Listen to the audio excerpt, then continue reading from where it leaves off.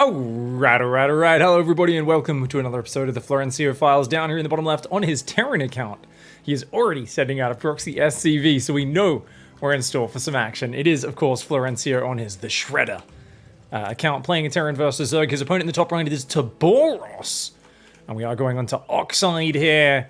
Now, for those who don't know anything about Florencio, Florencio is famous for being basically master extractor of tears from his opponents, and he has done this historically with an Xbox controller. However, I did just get a hot tip that Florencio has actually recently switched, and he's realized that he wanted to really level up his game, so he's gone retro. And what I've heard from the grapevine is, we'll talk about that in a moment, Taboros coming out to take the expansion. Is he going to block that? Florencio has an SCV blocking it, and Taboros is like, nope, let's just go take the third. Okay, already. Taboros is like, god damn it, stupid Terran player.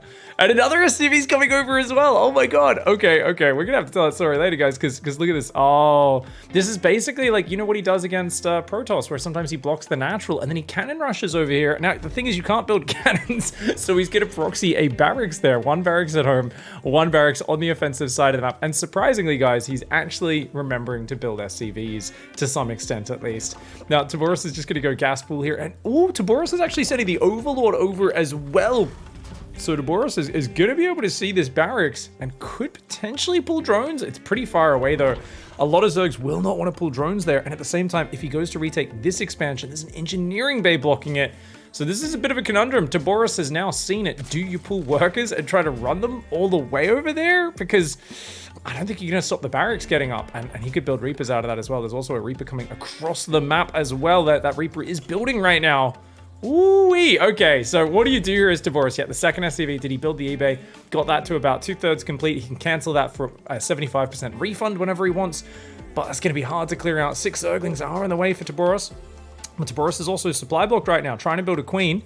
When this hatchery finishes, that will unsupply block him momentarily. And let's see, do we build more queens here? What the heck is Taboros going to do to try and defend this? We've got Marines building from the front, Reapers coming across the map as well. And a Spine Crawler goes down in the main. So Taboros is like, okay, this could be a full-on cheese. I've got to build some extra safety up to deal with this. And I don't think you're going to be able to engage those bunkers, but clearing up the engineering bay and just re-expanding there seems like the plan. The problem is, Florencio says, hey, guess what? I've got a Reaper here. And that Reaper is going to be able to out-micro slow Zerglings pretty much forever. Bounces a bunch of them back with its grenade, and it can fall back to the bunker as well. The Zerglings unable to engage there. They're trying to micro back and forth, but if he chases into the bunker, he's going to lose them all. That hatchery getting a lot of damage on it, so not much point doing anything over there. He's building a queen in the main. Only now is Taboros, and Taboros is still not re-expanded. So Taboros on 18 workers now. Florencio could be getting massively ahead economically. That's normally what you'd expect this play to be. But Florencio has still not made an orbital command center. He is adding the occasional SCV behind this, but this is what we call Florencio macro. Now remember, a normal player out there would be trying to macro behind this, say cancel the third, and then get ahead. But Florencio, notice he doesn't stop interacting with the Zerglings. He's trying to piss Taboros off. This is the heart of all Florencio's strategy. It's not just about winning the game and getting the GG. It's about making sure they know they lost the game and they're not feeling too keen about queuing the game again. This is based off of basically my own intuition. There's no science to back this up, but I'm pretty sure Florencio is actually the only thing offsetting the big uptick in players we've had in StarCraft in the last 4 years since it went free to play. There's so many players who've been picking up StarCraft continually going, hey, this is the most competitive RTS game, let's go play. But I think the one thing off-ticking that constant rise of new players is players who make it into Platinum, Diamond, Masters, run into one of Florencio's accounts, depending on what race he's playing, what strategies he's playing, and then after one of these games, they do usually quit. Occasionally, they're very, very much in love with StarCraft. It takes 2 or 3 losses to Florencio before they say, I'm never playing this game again. It's stupid. I hate it. But I think Taboros, so far, weathering the storm, looks like he's like, no, okay, I got a hatchery, I got a lair, I got some roaches out for safety. I mean, Taboros is doing all right. And it's not like Florencio is getting ahead because he's on 1 base planetary. He's only got 10 workers on minerals. He's got a bunch of SCVs chilling out. He's got the backup bunker behind the mineral line, which is, by the way, behind a planetary. You know what happened, right, guys? Like, one guy got a Ravager back here one time. The planetary couldn't hit it. So Florencio was like, I'm just always going to build a bunker behind my mineral line just in case. Meanwhile, he does lift off the barracks, and we've got the unashamed pervert. Remember, guys, there are a bunch of guys in there with binoculars. They're like, I can see down your top. The guys floating the barracks are creepy. They're creepy, they're weird, they're dirty. Florencio loves them though, because they also have no qualms about invading the private space of their opponents. Zerg players especially just don't have that much stuff that shoots up this early in the game, so the barracks can just float on through. Does see that the lair's finished, and ooh, a Nidus Worm does go down there. Okay, so there's a Nidus Worm is going to be the strategy for Taboros. That's a very cute one there. But the barracks is turning around. He's like, no, I'm just going to keep scouting and double checking everything. So the Nidus, it's a very sneaky play. Can the Queen stop it? They can't. The barracks is going to, it's so tanky. Look at its hit points. Yes, it's getting low. It'll start burning when it hits 333. But he's going to spot the Nidus Worm, and Florencio will be able to prepare for that. Taboros, I would have just committed to it at this point. You were so deep, dude. But Taboros is like, nah, I'm gonna be sneaky. Sneaky strats must be sneaky. I wonder if Florencio could have seen the smear of blood on the ground from the cancelled structure. He might have been able to see that if he was paying attention. So Taboros is like, well, I was planning to do a big Roach Zergling Queen Nidus. Now I've had to cancel my Nidus, so I guess I go back to building drones. You can see pulling off gas a little bit as well. Taboros is like, oh my god, what do I even do here? Trying to drone back up, trying to recover. Florencio's got a factory, a starport up, and a planetary on his natural as well. Oh my god, he's got a bunker and a planetary, another bunker, and another planetary and a bunker. What an absolute baboon. The Nidus Worm is here as well, going down in the main. Okay, so guys, it looks like we've got a brief moment of respite before the Nidus Worm is going to attempt to go up. He's got the Overlord, so he will do it up here. So Florencio, like I said at the start of the game before all the action started, he actually, I heard from a little bird that he said, look, I need to level up my game. I'm getting a bit stale and stagnant with my skill development. And I think the answer lies in the fact that StarCraft is one of the oldest, you know, esports. 1998, StarCraft 1 came out, one of the biggest games, and it kicked off such a revolution in competitive gaming. And he said, you know what, maybe old is actually where the true secrets lie. And I do have this confirmed. He has put down the Xbox controller. He said the Xbox is actually a pretty new invention. They didn't have the Xbox back in the 90s, back in the 80s. So he has actually swapped here to now using an Atari joystick. And he's been just stroking that joystick to micro his units, do this sort of stuff. It's impressive how well he plays, considering, as he even catches the Nidus Worm. And that's his right hand. His left hand at the same time, I do have from a confirmed source, is actually cupping a trackball mouse. So he's got one hand stroking the Atari joystick and kind of maneuvering that one in the direction it needs to go. And the other one is just kind of cupping the ball, which he's actually put the trackball upside down on his desk so that he can be cupping that while the joystick's on top of the desk. He calls it the double fisted technique. It's something which he said has actually really revolutionized his play. And he says that, you know, for whatever reason, it just comes naturally to him. Something about just handling that joystick and cupping that trackball mouse. He says using those two in tandem, it's this revolutionary technique, and he feels that his mechanics have leveled up to an entirely new level. So I gotta say, I'm curious to see where it goes. We've seen the early game, it looked pretty good. He did macro behind it. His SCV production's better than we normally see from Florencio, definitely promising, but we'll see what comes from the follow-up. For now, he's abandoned the bunkers, he's pulled on back, he's got planetaries up. I don't think just a handful of lings and roaches is gonna be able to do much here, and little does Taboros know. Even though Taboros is recovering the economy and doing all right, Taboros is trailing economically, only now trying to get a third up, and does not know yet about... Oh, actually, he spots it. He spots the starport in the top left. Taboros. Oh, if Taboros can go kill that. The battle cruisers haven't started yet. We see a fusion core, or it could be actually hyperflight rotors, right? Actually, I don't think you need a fusion core to get rotors anymore, the speed upgrade on the Banshees. So that's definitely Banshees into BCs, I believe. But if he goes and kills this fusion core and starport, that'd be great. He's going to run in there is Taboros. Taboros takes a hit from the planetary, sees the Widow Mines, and just says, nope, nope, nope. There is no way I'm hanging around there. Good choice from Taboros. Shredder, aka Florencio, comes out with the Banshee. He's going to chase him off. And a good choice by Taboros to pull home. Taboros does need to get some more stuff up. He's going to go Hydras, but has also remembered to get the most important upgrade, the Hydra range. Hopefully gets the movement speed as well. Taboros' economy is really hurting, though. Only 2 mineral lines, no gases. Needs to take gases, drone on up, because double battle cruisers are coming out, and Hydras can beat Banshees pretty well. Battle cruisers, they are not great against. Of course, you can mass them. So if you do get a big chunk of Hydras out, they'll do fine versus the BCs. But if you're ever caught with like small numbers, like 6 battle cruisers, 6 Hydras fighting a BC, the BC kind of just run away, and the Hydras can't really hit it consistently, so it can do really well. Banshee comes in here, is going to pick off a couple of drones and Hydralisk. The Queens will come down to defend that one. Meanwhile, double factory transition on the way for Florencio. You can just see, let's keep an eye on this Banshee micro. So how is this Atari joystick trackball combo going? Immediately pulls back when he realizes there's more than one Queen. This is really good micro from Florencio. Let's see the APM. He's still managing to hit an average of 118 APM, which is super duper impressive. And he's got a battle cruiser popping out there, one on the front as well. So he's got 2 battle cruisers coming out. He's actually resaturating his main, so managing his rally points, keeping up SCV production. This is impressive. A battle cruiser is going to teleport forwards on the front. Those queens got lured down there, but there is enough queens to beat this. Taboris, where's the transfuse, buddy? Oh, Taboris misses a transfuse on the high energy queen. Transfuse! Transfuse! Oh my god, okay, Taboris dropping some transfuses, needs to drop some more.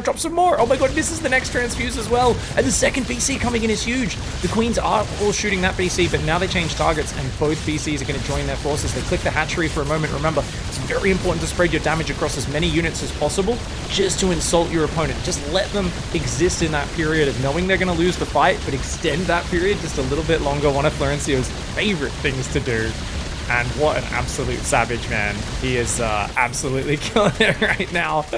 He's gonna lose the starport of the fusion core, but he does knock the Zerg back to 2-base Zerg.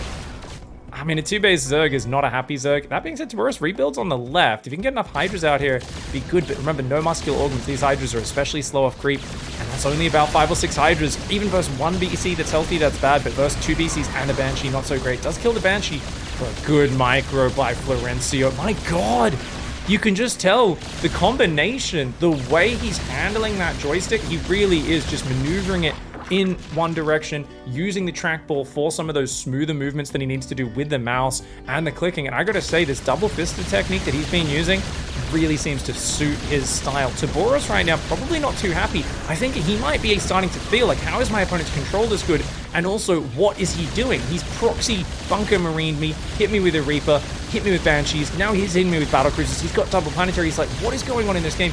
And I think part of you has to sense that your opponent is indeed just, you know, using that double fister and kind of touching their controller gently with a big fat grin on their face. Now Taboris gets the first big win of the game. Killing that battle cruiser and keeping the hatchery alive is huge. You've got a 4th base rebuilding. You can drone back up and recover from here, absolutely, but still has not put workers on the gas there. And Taboris struggling to recover in the economic sense. Of course, those queens all pulled out, which means no injects, and that's why the lava production is suffering. Florencio, he's going to transition. He's going to go drilling claws. He's got a big pack of Widow Mines here to help out.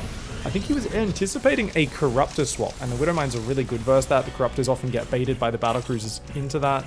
But he's going to go into Thors now as well, building a few extra Banshees here and there. So swapping off the battle cruisers, he's going to try and take this 3rd base.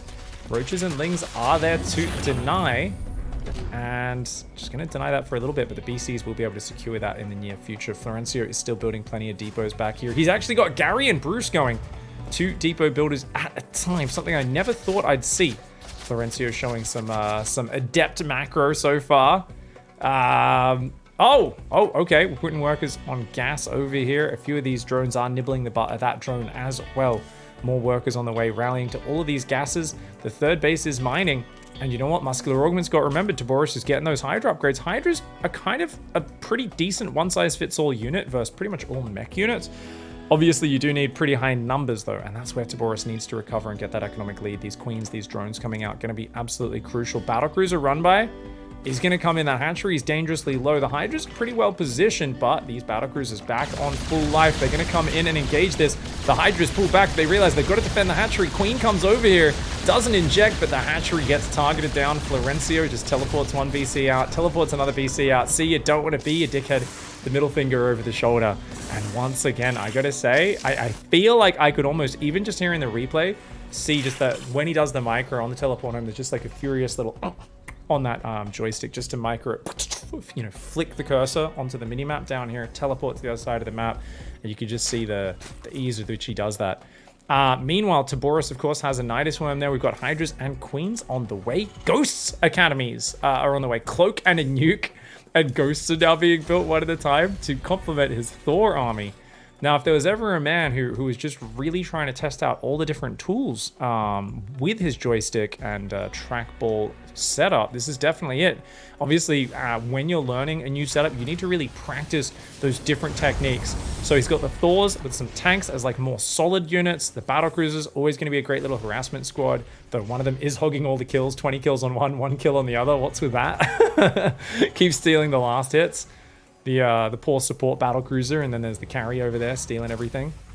Tank's going to siege up over here potentially, and this is an unassailable position. I mean, this is just a completely unassailable.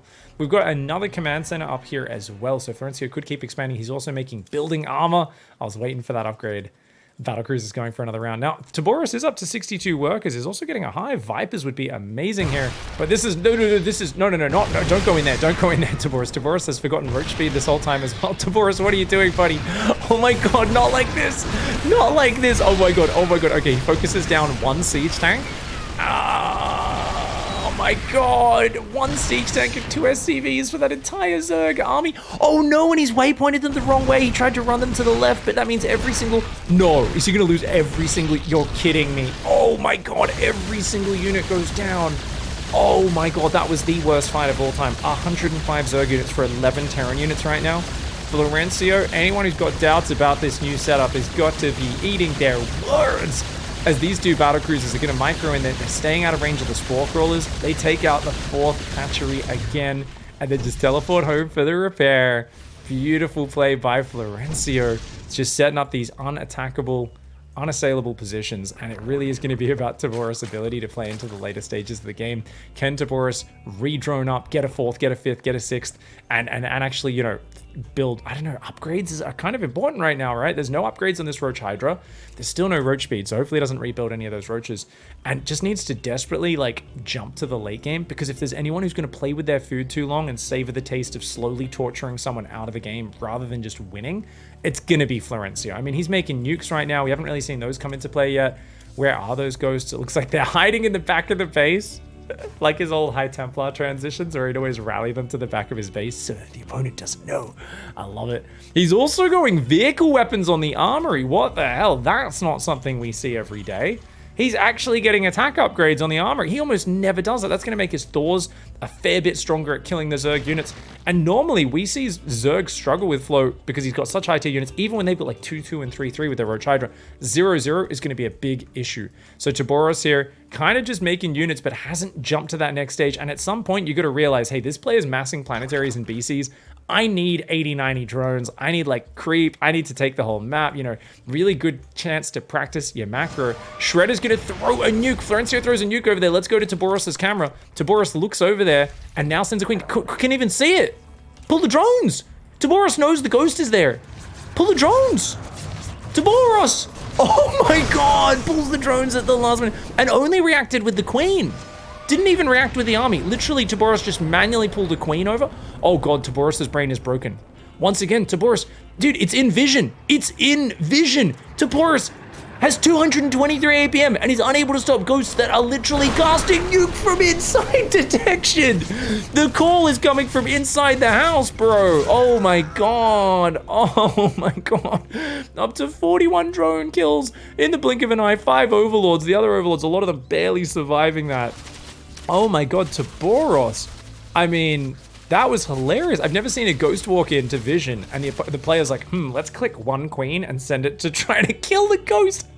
Oh my god, Taboris is just mentally broke. I don't think Taboris has ever played against battlecruisers, Widowmines, planetaries, Thors, Banshees, and now also nukes. Like, I think this is just that thing where it's so outside of the realm of Taboris' experience because no one plays like this. And Taboris is like, what's happening? What's going on? I mean, Taboris, I always say this, there's so much room to recover if you can just not get thrown off versus Florencio and versus anyone who plays like this and just like build 80-90 drones and just like when you take damage, just rebuild the drones straight away, especially as a Zerg player, but even Protoss or Terran, if you just like rebuild your workers and just keep doing things, you actually, it can be surprising what you can do. Now, double Evo chamber is going to be big. A nuke there to kill 2 creep chambers. This is a very Florencio nuke right now, but by the way, guys, this is a guy he's like, you know what? I'm calling it a tactical nuke. I'm going to call it here. It just points the laser dot next to his own feet. I think he barely survives this because he does run away. Yep. But getting over the 2 tubers there.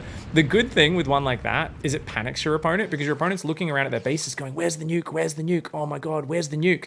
And, oh, here we go. He's going to try and nuke on top of the army. I mean, there's no way that works. Let's go to Taboris' camera. Taboris is looking around the bases for the red. Oh, he's looking at the bases. He's not thinking about his army. He's like, where is the red dot? Where is the red dot? He's spreading creep. You just heard a nuke command. Bro. Oh my god. That ghost has 33 kills. Dude, look at the units lost tab. Oh my god. who spreads a creep tumor and injects their hatcheries when they hear the nuke command. Oh my god. Taboris has enough money to rebuild though. And remember, Florencio is famous for terrible fights. If Vipers with Blinding Cloud will wreck the Thors, you can abduct any of the other units in the fight. You're spreading creep. As long as you get like 1-1 on the Roach Hydra, and then 2-2, I mean, you could still win this game just with Roach Hydra Viper. And you've still got a full mining base here. You've got a full mining base there. You're at 68 workers, which is way more than you were at in the early game. Taboris, funnily enough, just needs to like not get hit by any more crazy nukes by that, and then take a good fight angle. But on the other hand, vehicle weapons coming in for Florencio, and you can see he's expanding a lot. He's... What? Florencio's had his 4th base sniped one time, guys, and after that happened, he decided never again. This is what we call adequate defenses. Oh my god. Triple planetary and 8 Thors guarding his 4th base. Now the Zerg tries to take a hatchery on Florencio's side. The battlecruisers do cancel that. We've got one more ghost sneaking in right now. I think there's a few more ghosts around the map. So there's one going down the left side as well as the right. The Thors are going across for a little attack on their own. So battlecruisers are going to distract on the left. That pulls the Roach Hydra, and that allows these Thors to move forward. We've got ghosts. One of the ghosts does run in and die. He's going to try and do a nuke. Oh, he's trying to trap. He's trying to get the army to get pulled into the nuke. The Thors are going to have to turn and fight. The battle cruisers are going to go down. Oh, the Hydras are actually going to kill the BCs. Meanwhile, though, the Thors are beating the crap out of those Roaches. He catches just 1 or 2 Hydras with that. Guys, both battle cruisers did get gunned down. The Hydras finally getting rid of that. Another forward nuke here. He keeps trying to bait this Roach Hydra army into these nukes while these Thors attack the right side. This is a dirty trap that Florencio is setting right now. But Zerglings coming in from behind. Zerglings normally very good versus Thors, but these Zerglings don't have any upgrades. So against the armor of the Thors and the 400 hit points, it's just going to take forever to kill them. It's just not enough Zerglings. I was only about 20 Zerglings versus 8 Thors. They do kill one. They almost kill another one, but not quite. And those Thors do come forward. Looks like this ghost maybe clipped a few drones on the edge of the mineral line, damaged the spore in the hatchery. Didn't get the crazy gains, though, that he was looking for. We've got 1-1. Zerglings being built. Roach Hydra Zergling coming out. If he builds Ultras, as if he had Gas Bank, he could go into Ultras, would be a good unit. But I think for now, Taboris is kind of holding strong and rebuilding the drones, and has actually dealt with the BCs, so... I'm telling you, man. I'm telling you guys. I mean, it's not over until the Fat Mermaid sings. And right now, the Fat Mermaid is just chilling. He's going to go for a big Widow Mine trap on the left side. Another nuke on that left side. And this time, the spores are a little far back. So I think this nuke... Yeah, you can see the ghost right there. Oh, okay. I don't know if Taboris knows about this one, guys. Now, the Widow Mines are trying to come up here. That's going to kind of pull the attention of Taboris over to this base.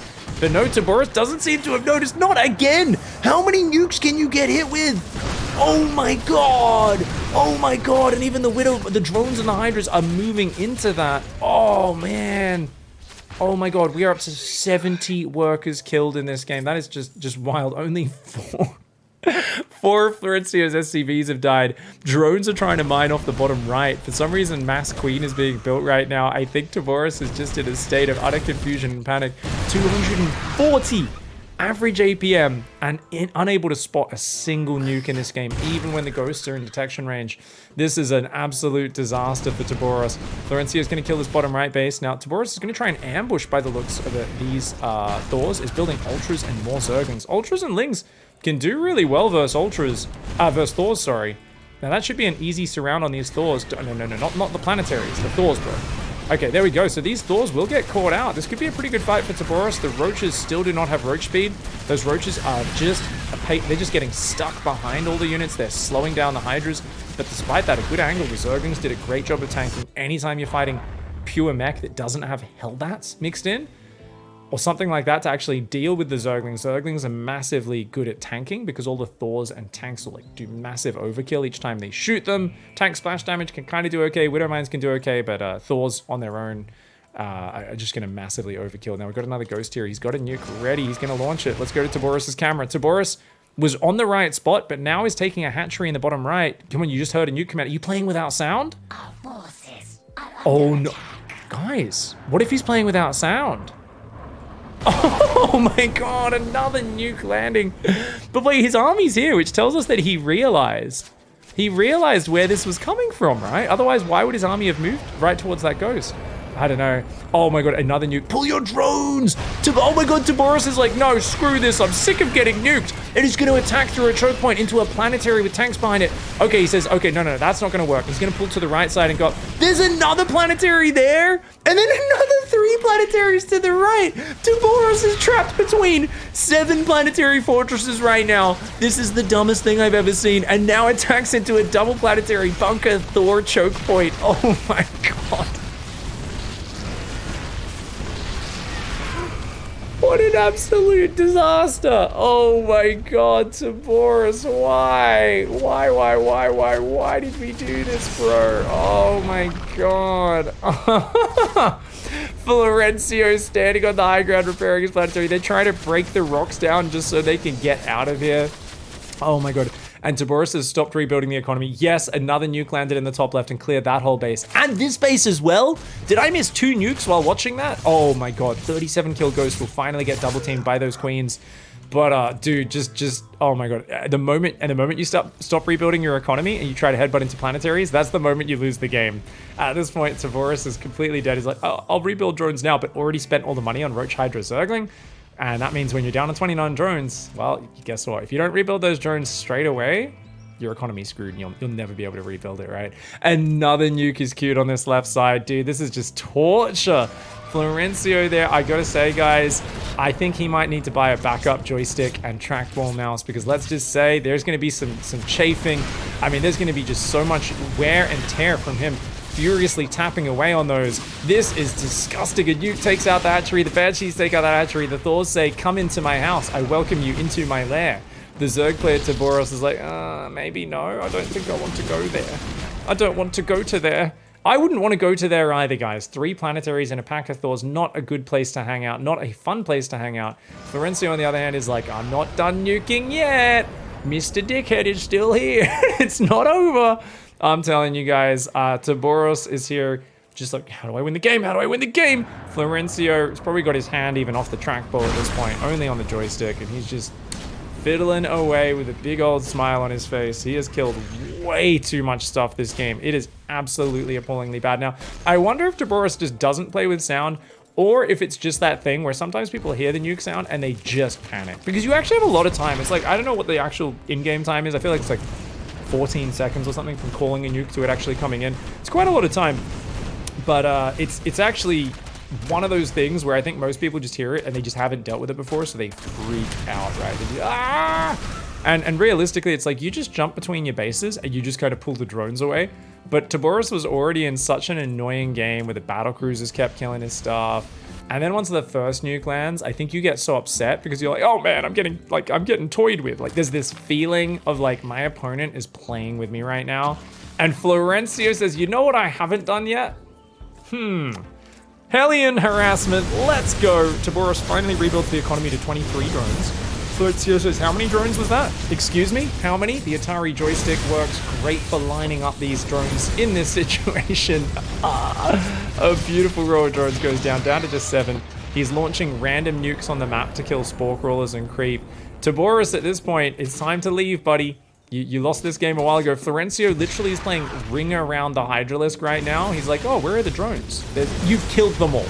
You've killed them all 10 times over, Florencio. Nuke on the left side kills a spore and a tumor. Another one here to clear creep.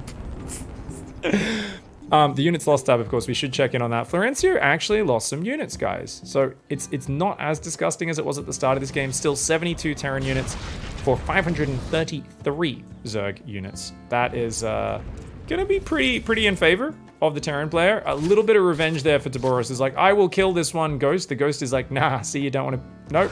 Okay, he thought he was invisible once he got beyond the grass, but he does get chased down there.